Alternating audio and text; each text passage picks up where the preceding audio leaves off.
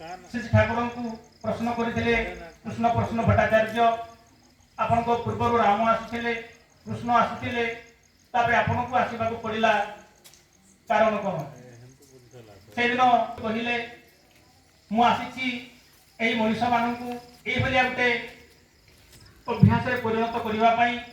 कारण राम आसुले कृष्ण आसुले ठीक कथा किंतु सही आचार्य परंपरा दे नथिले किंतु मुझे जाऊँगी आपण को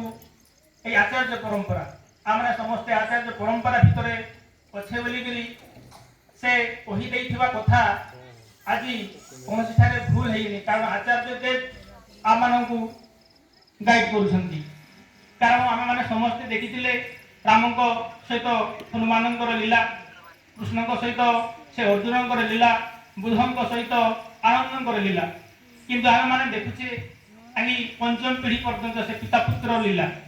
ये पिता पुत्र लीला चली बोलिकी आज आम मैंने समस्ते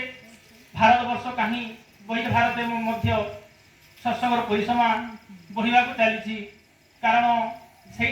समस्ते से आचार्य को लेकर चलुंट आचार्य मुखी चलन भीतर दे मनीष दिगहारा इन सत्संग प्रकृति आम मैंने भाग्यवान यही से ओएसी लीला को आम मैंने आज पूर्ण मात्रा उपभोग कर प्रकृत में आम मैंने से भाग्यवान मनीष निश्चित रूप कहुई कारण जो पुण्यफल करते के जानी से परमपिता को जीवंत रूप पाई लिविंग आइडिया आम भितर अच्छी बोलिकी आमने ये जीवन काल भितर आम संशोधन कर चली कारण आम समस्त सत्संग आसबार मुख्य उद्देश्य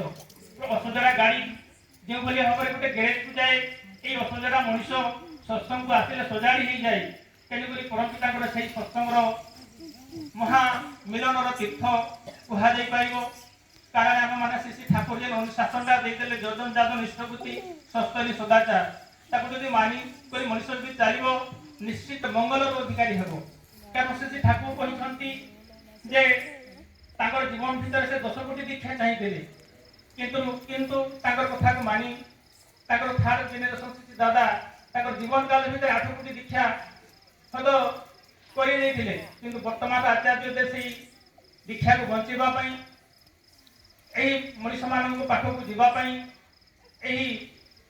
मनीष मैंने जो भली भाव में दुख दुर्दशा जर्जरित होती से पाठ को जाई भल मंद बुझाई आज आचार्य पठे आम से अनुशासन को जी मानवा निश्चित रूप आम मंगल अधिकारी होगा सहित अन्य माने मंगल अधिकारी कारण श्री ठाकुर तो कहते निजे थाई धर्म बोली जानी धर्मर संज्ञा परमिता सुंदर भाव में निरूपण कर जदि अन्न को बंचेबी ताहले मोर बंचार सार्थकता है प्रकृत में आम मैंने अनुशासन को मानवा से जजन जादन इष्टपति सस्तनी सदाचार ये नाम भितर दे आम मैंने समस्ते ये नाम कथा से ठाकुर कहते कारण प्रबल मात्रा नाम जदि करा जाए से नाम स्तर श्री ठाकुर आम मैंने समस्ते जानू आमर अन्य मान जब पचरा जाए केतटा आखि समस्ते कहे 2टा आखि किंतु श्री ठाकुर कहते तृतीय नेत्र खोलने थार को खोलने श्री ठाकुर कहते से तेणुक से साधन भितर दे 6टी चक्र कथा कहुई मूलाधार चक्र तापर स्वाधिष्ठान अनाहत मणिपुर विशुद्धाक्ष आज्ञा चक्र थाए स्त्री लोक मैंने टिकिली माखती से स्थान में आज्ञा चक्र थाए आम से स्थान ठाकुर से चक्रफल को देख ध्यान कर तार पछपट से पिनियाल ग्राम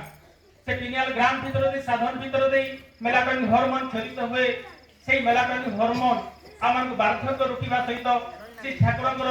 से ओएसी लीला को उपभोग कर घटना आज मुझे शुणी आम हेमंत दा जो आश्रम डॉक्टर हेमंत बड़